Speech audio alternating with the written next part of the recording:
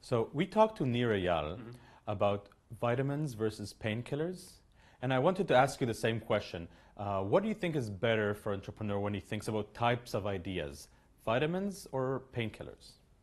It's funny, I don't really think about it in those terms, but I guess the way I think about it is kind of the same way. I would say the painkiller is a much bigger deal.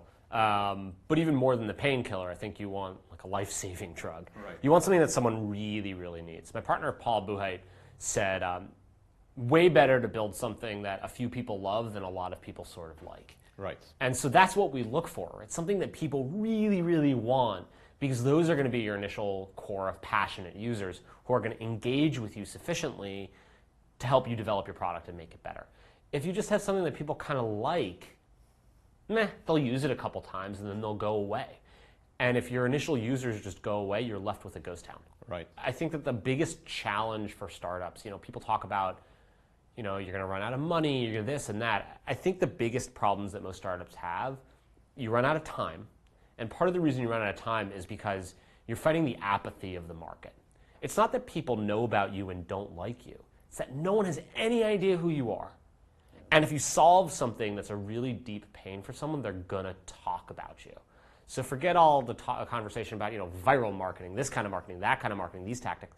If you solve something really important to someone, they're going to mention it. Can you give me an example of a vitamin and a painkiller? Yeah, I think that, again, it's this idea of it's different things for different people. I think Stripe's a pretty good example of a painkiller. Integrating payments into a website is such a big pain in the butt without something like Stripe. I remember when we integrated PayPal, it took days and weeks just to they didn't even have developer documents that you could read in any kind of way. Right. And it took weeks and to get this and that and the other thing. It was a nightmare. Stripe's a couple lines of code and you have payments set up. And for some people, if you're not building a website, that seems like a vitamin. It seems like a nice to have.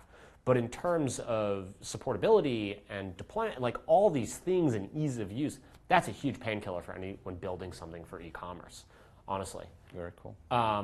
In terms of vitamins, I don't know. There's kind of a lot of them. Not to say, and some of them are probably really successful companies or become successful over time. But I think that they don't scale quite as quickly. An incremental hairdresser closer to your house, Right. 5 miles closer, is a vitamin. Right. You could drive another 5 miles. When it comes to software, I don't know, there are a lot of things out there. If you look at the app charts, you probably see a lot of them.